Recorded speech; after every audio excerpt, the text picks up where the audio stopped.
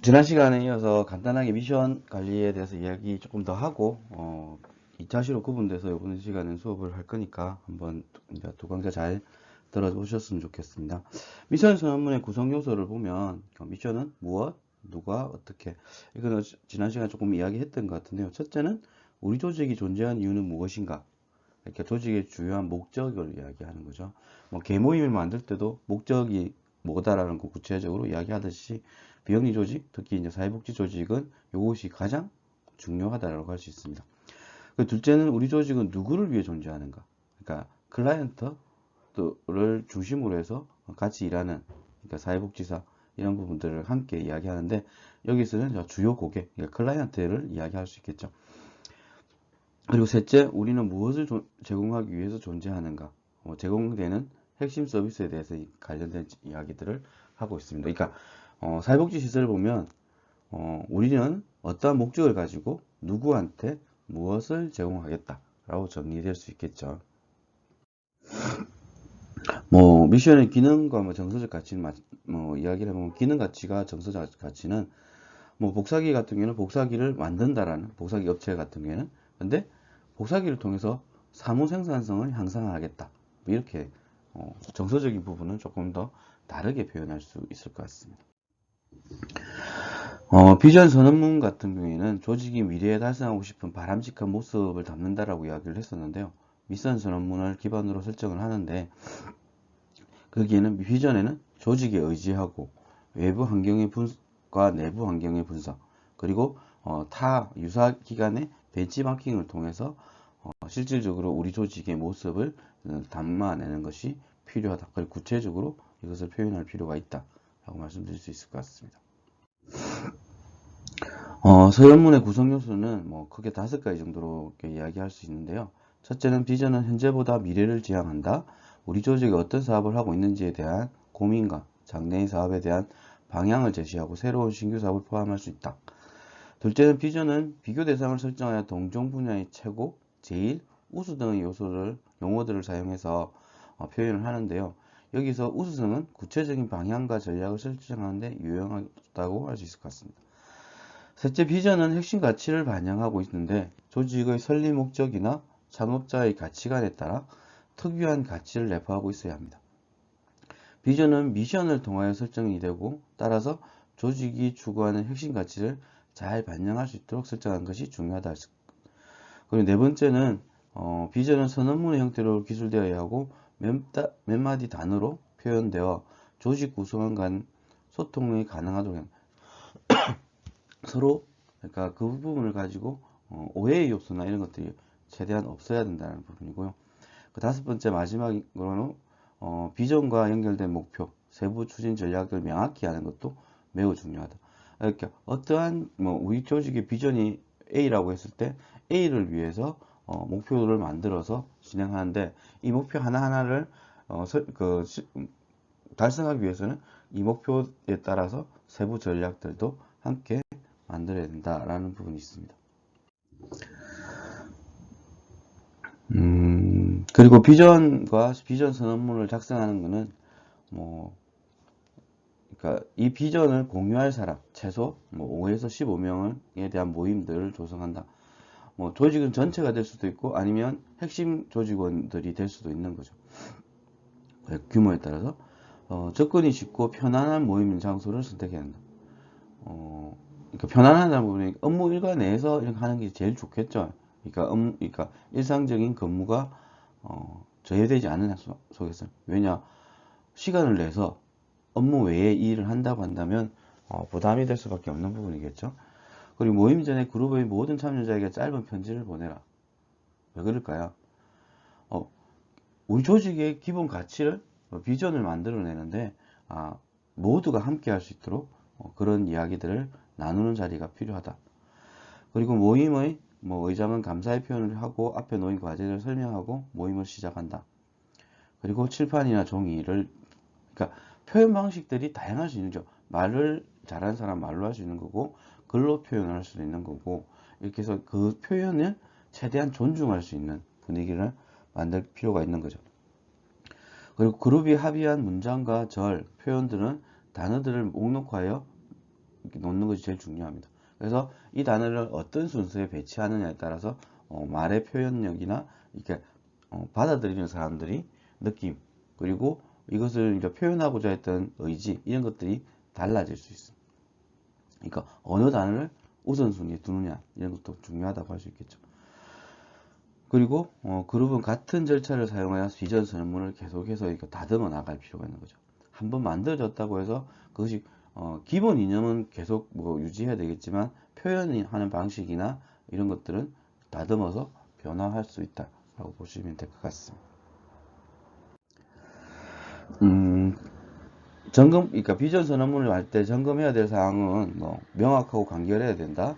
구체적 결과를 지향하고 있는가, 미래상을 담고 있는가, 뭐 조직원들이 실행을 할 수 있을까에 대한 동기를 제공하고 있는가, 뭐 이런 것들을 찾아봐야 될 것 같고요. 고려사항으로는 조직의 전략 목표나 뭐 현재 조직 전략 및 운영상의 주요 개선 분야, 변화를 가능하게 하는 요인은 과연 뭔가, 그리고 방해하는 요인은 또 뭔가, 그리고 우리가 담고자 하는 범위는 어느 정도 선인가, 이런 것들을 충분히 고려할 필요가 있고요. 뭐 성공 요소는 임직원들의 적극적인 참여가 제일 중요하겠죠. 그리고 적극적인 뭐 지원, 그리고 미래지향적인 방향, 창조적인 뭐 가치, 현실적인 실행 가능성. 그러니까 뜬구름 잡는 이야기를 하면 안 된다는 거죠. 그래서 여러분들도 그러니까 그것을 합의해 나가는 과정들이 쉬우면 쉽다고 할 수 있는데 제가 이렇게 봐온 부분에서는 그러니까 시간이 오래 걸린다고 해서 좋아지는 건 아닌 것 같고요. 그거보다는 그러니까 핵심 가치를 명확하게 뽑아내는 것들이 더 중요할 수 있다라고 말씀드릴 수 있을 것 같습니다. 그리고 미션과 비전이 기능을 발휘하지 못할 때는 이런 부분들이 첫째, 둘째, 셋째, 넷째, 다섯 번째로 나눠져 있으니까 이건 한번 쭉 읽어보시면 될 것 같습니다. 그리고 미션과 뭐 비전에서 그 유사한 용어들을 이렇게 이야기하고 있는데 미션, 뭐 비전, 밸류, 뭐 스왑 분석에서 이렇게 이야기를 하는 거 이런 것들이 있습니다. 이런 것들은 이런 것들이 있구나 정도를 이야기하시면 될 것 같습니다. 전략 수립의 단계는 준비 단계, 미션과 비전의 설정, 상황 분석, 전략적 이슈의 문제 분석, 그리고 목적 수립, 전략 수립, 목표 수립의 단계 이런 것들이 있을 수 있습니다. 먼저 준비 단계를 한번 보면 전략 수립의 과정을 결정하고 누가 참여할 것인지를, 그리고 그들의 역할이 무엇인지를 결정하는, 그리고 계획 수립을 위해 필요한 정보들을 확인하고 모으는 것, 그리고 잠재적인 문제들인 다른 조직원들과의 관계, 직무 기능, 계획을 수립하는 팀원들, 필요한 자원들을, 그리고 노력을 저해한 요인들을 명확하게 분석해내야 돼요. 그래서 이것들을 효율적으로 만드는 것. 그러니까 사회복지 조직이 조금은 비효율적이다라고 이야기는 하고 있지만 이것도 충분히 논의를 통해서 효율적인 구조로 만들어주는 것들이 필요하다. 그것에 있어서 저희 조직이 조금 뭐라고 말씀드릴 수 있을 것 같으면, 저희 조직은 저희 이제 12명 정도가 그냥 같이 일을 하게 되는데 직원들이 하나의 업무를 하고 있는 직원은 거의 없습니다. 뭐 A라는 주 업무에 플러스 알파 되는 일들을 두세 개씩은 다 가지고 있습니다. 그래서 힘들어하는 부분이 있지만 그 속에서 다양한 형태의 부분들을 찾아내고 이렇게 자기 성장의 기회를 가질 수 있는, 그러니까 종합적인 거로 그러니까 전체를 바라볼 수 있는 시각을 키울 수 있는 부분은 저희 조직의 이점이라고 할 수 있겠죠.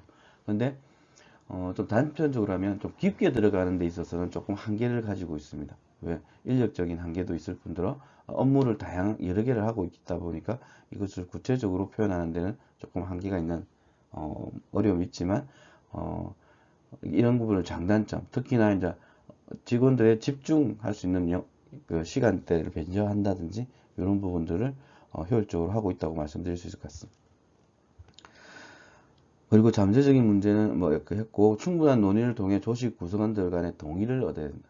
그러니까 아까 이야기했듯이 업무를 추가하거나 뭐 이관하거나 조율하거나 할 때 서로가 서로에게 이런 일을 이렇게 했을 때 이런 장단점이 있고 이런 표현을 표현하다는 부분을 설명하고 그 과정 속에서 충분히 합의하는 과정들을 거치고 있습니다.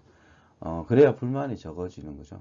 그러니까 최근에 이제 뭐 MZ 세대라고 하는 부분들 같은 경우에는 자기한테 주어진 이외의 업무를 잘 안 하려고 하는 경향들이 강하죠.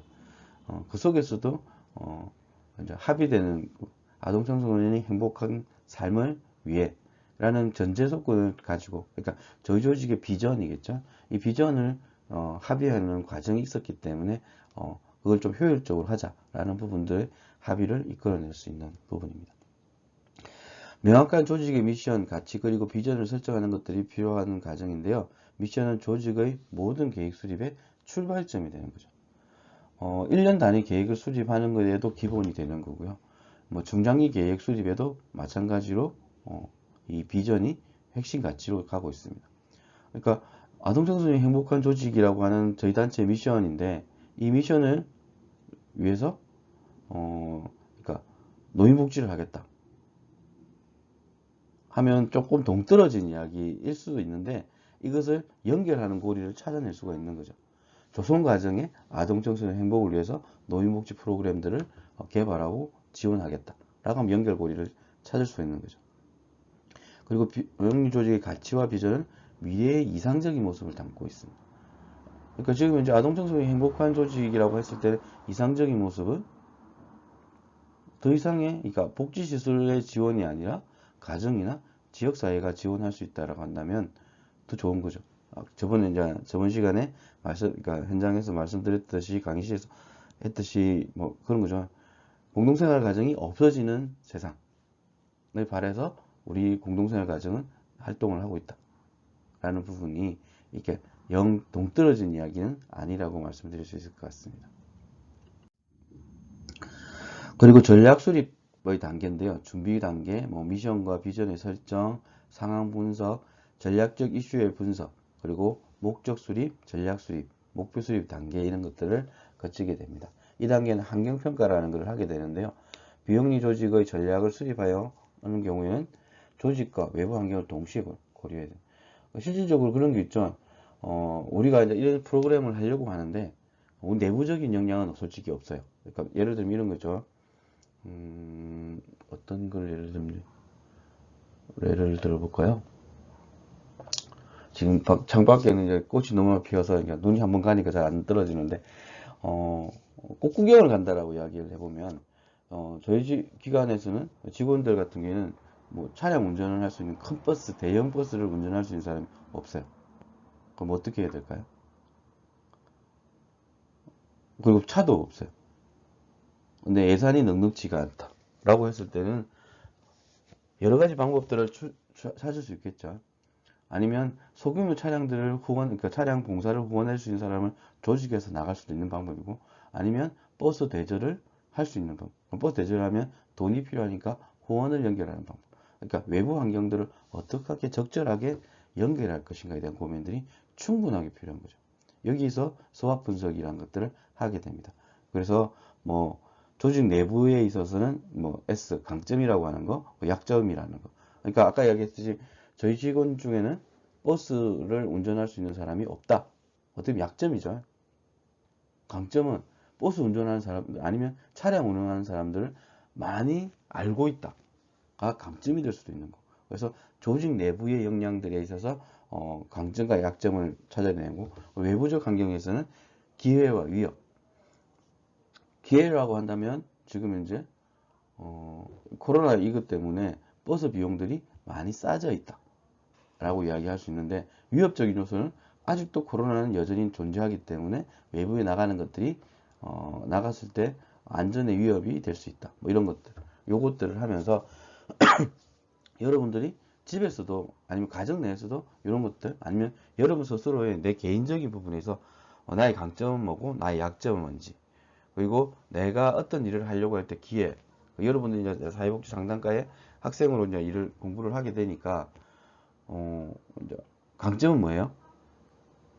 기회, 뭐 이런 것들, 외부적인 환경에서 나 말고 한번 생각해 보세요. 기회는 아이들이 이제 다 컸으니까 나를 지지해 줄 수 있는 사람들이 많다. 위협적인 요소는 생각지도 않은 뭐 학비나 이런 것들을 지출을 해야 되니까 경제적인 부분에서 어려움이 생길 수 있다. 이런 것도 있는 거죠. 이런 부분을 한번 잘 알고 있다라면 이 부분이 왜 중요하다면 사회복지시설의 모든 기관들은 이렇게 SWOT 분석을 통해서 자기 기관의 장단점과 이런 것들을 파악하고 있습니다. 그래서 어떤 부분으로 갈 것인가에 있어서 이 기회를 활용할 수도 있는 거고 위협적인 부분을 제거함으로써 도약을 할 수 있는 이런 부분들을 찾아낼 수 있다라고 말씀드릴 수 있을 것 같습니다. 그리고 미션과 비전 수립의 절차에 대해서 보면 그러니까 아까 했던 것이 전략적 이슈 확인하는 부분입니다. 전략적 이슈는 조직이 미션과 가치, 상품이나 서비스의 수준, 그리고 클라이언트 비용, 재정, 조직의 운영과 관련해 조직의 임무를 수행하는 데 직면하게 되는 비판적인 도전들을 말할 수 있습니다. 이게 8가지 정도로 접근법이 있다라고 하니까 책을 한번 좀 읽어보시면 좋을 것 같습니다. 그 5째 목적 설정 과정입니다. 목적은 조직이 전략적인 이슈를 고려하여 그것을 해결하기 위해서 추진하는 방향으로 일반적으로 정량화되지 않는 이렇게 조금 큰 그림이죠. 큰 그림을 그려내는 이렇게 되고 조직이 제공하는 서비스를 통해 목적 달성을 추구하는 프로그램 이런 것들을 할 수 있는데요. 예를 들어서 이제 목적이라는 건 아동 청소년이 행복한 공동체를 만들기 위해서 다양한 인식을 전환한다든지 환경을 만든다든지 네트워크를 한다든지 이런 것들. 이게 네트워크를 조직하는데 이게 정형화된다고 할 수 없는 거죠. 10명이 될 수 있고 100명이 될 수 있는 부분이. 그리고 후원자를 발굴한다고 했을 때 이런 부분도 그러니까 그럼 조금 더 세부적으로 들어가면 몇 명까지 하겠다 이렇게 하는 부분이겠지만 그냥 전략 단계로 넘어가는 부분일 수 있는 거죠. 6번째 전략 수립은 조직화의 전략도 있고 그리고 프로그램 전략 그리고 경영성 전략 이런 것들이 있습니다. 이거 한번 읽어보시면 될 것 같고요. 그리고 미션 및 비전 수립의 절차 이렇게 계속 하고 있는데요. 그 다음에 이제 목표 설정입니다. 이제 목적을 했으니까 그 다음 단계로 목표라는 거죠. 목표는 구체적이고 계량화되고 목적을 성취하는 방향의 대표적인 단계라고 할 수 있습니다. 목표의 기능을 보면 조직 구성원의 행동이나 생각의 방향을 제시하죠. 그러니까 실질적으로 이런 거죠. 후원자 100명을 발굴하겠다라고 했습니다. 1년 동안. 그러면 나중에 평가할 때 후원자가 100명이 됐는지 안 됐는지를 보면 되는 거죠. 이게 좀 더 구체적으로라서 질적으로 어떻게 차이는 그러니까 후원자를 10,000원을 후원하는 분을 100명을 하겠다라고 했는데 1,000원을 후원하는 100명이다. 이것도 이제 평가에 있어서는 달라질 수 있는 거죠. 그리고 둘째, 조직과 개인을 평가하는 기준이 된다. 그리고 세 번째, 조직 활동과 자원 배분에 대한 정당성을.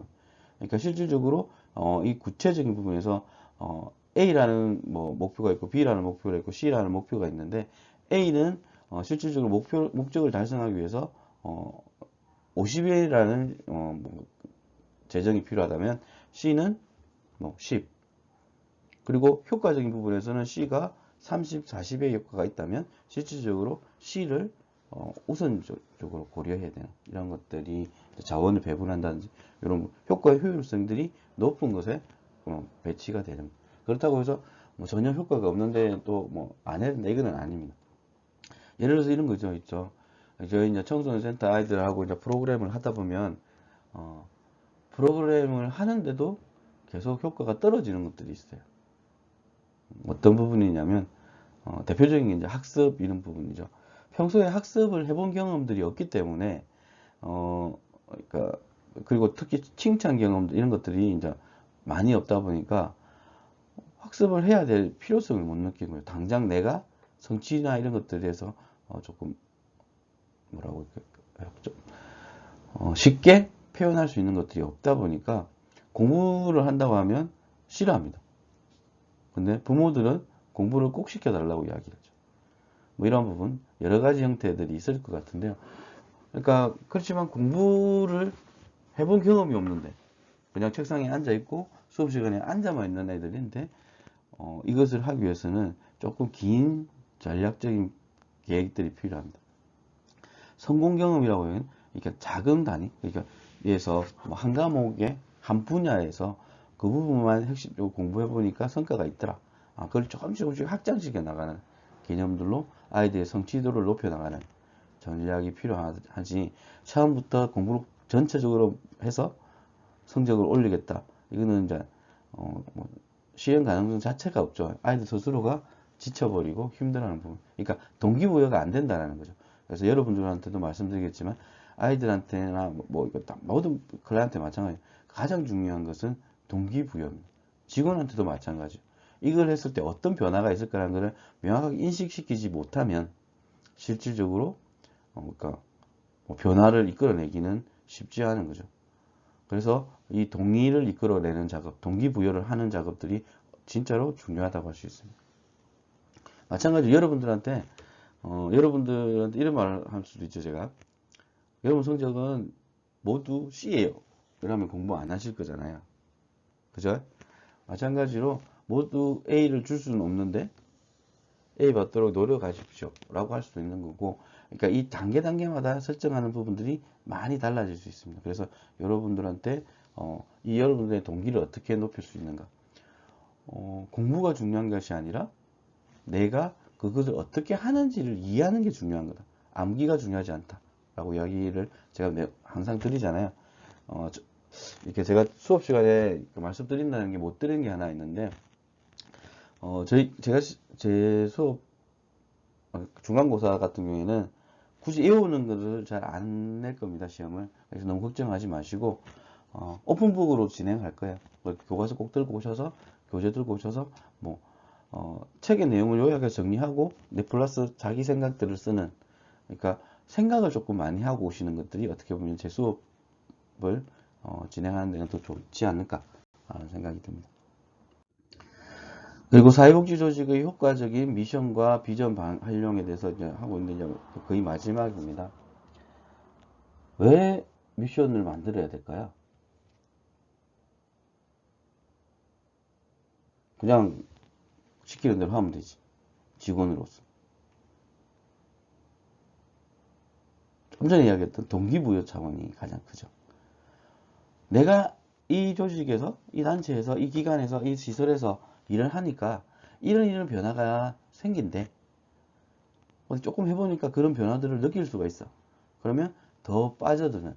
그러니까 제가 이제 보통의 직장인들은 뭐 자기 이게 옮기는 부분이 이렇게 쉽지는 않겠지만 뭐 돈에 있어서 급여가 올라간다든지 이런 부분에 있는데, 사회복지 조직은 꼭 급여만의 문제로 일을 하지는 않는 것 같아요. 뭐 저 또한도 그랬고, 급여를 많이 주면 좋죠. 근데 그 속에서 내가 했을 때 이 변화를 표현적으로 느끼는 그 즐거움, 희열, 이런 것들이 더더욱 이 자리에, 이 현장에 저를 이렇게 이끌고 있지 않을까. 제가 이제 초창기 청소년들하고 일할 때 초창기에 이제 조금 충격적인 것 중에 하나가, 청소년하고 상담을 하고 있었는데, 상담을 하면서 보통 이제 저희들 세대가 질문을 많이 하는 게 이제 꿈이 뭐니? 이렇게 물어봤습니다, 청소년한테. 그때 그 친구가 고등학교 1학년인가 중3인가 이쯤 됐었던 것 같아요. 그러니까 수급자요 라고 하는 답변을 제가 받았어요. 수급자가 꿈이다라고 하는 친구한테 그럼 다음 질문은 수급자가 뭐니? 라고 했을 때 그러니까 그때 당시에 정확하게 알고 있었어요. 그리고 어떻게 하면 수급자가 된다는 것까지도 알고 있었어요. 이건 누구의 잘못도 아닌 거죠. 그러니까 부모의 모습을 보고 그게 그렇게 살아가는 부분이 그리고 누구한테도 그 꿈에 대한 이야기들을 해본 적이 없고, 그리고 근데 이 친구하고 계속 상담을 하고 이 친구가 졸업할 때까지 같이 같이 이제 그 프로그램도 하면서 했는데, 이 친구가 고3 10월 달쯤인가? 10월쯤 넘었죠. 입시가 거의 끝나가려고 하는 시점에 와서 하는 말이 그랬어요. 자기 꿈은 경찰관이 되는 것이었대요. 그러면 이 꿈을 한 3년 전에만이라도 하고 이야기가 됐다면 충분히 그 꿈을 찾아가는 부분을 이야기할 수 있었는데, 이 친구한테 이제 왜 그렇게 그때 이야기 안 했니라고 했을 때, 그러니까 자기 상황, 그러니까 성적이나 이런 것들을 고려했을 때 그 꿈을 이야기하는 순간 모든 사람이 웃을 것 같다.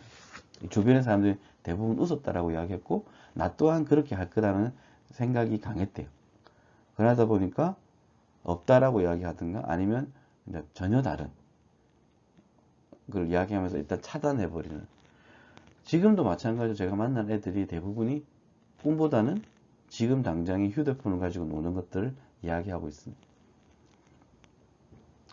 여러분들은 다 지금 현재 꿈을 가지고 있잖아요. 뭐 꿈이 뭐 거창할 수도 있고 아닐 수도 있는데, 사회복지사가 되는 것 자체가 지금 현재로서는 여러분들의 꿈이라고 할 수 있는 거죠. 저희들하고 같이 이렇게 따라만 오셔도 사회복지사는 돼요. 근데 문제는 여러분의 일을 그러니까 잘 할 수 있는 사회복지사가 된다는 건 더 어려운 거겠죠. 그리고 제가 맨날 이야기하는 전문가로서의 사회복지사는 여러분들의 노력이 더더욱 필요한 거죠. 책도 많이 봐야 되고요. 왜냐? 여러분이 어떤 사람을, 어떤 클라이언트를 만날지 몰라요.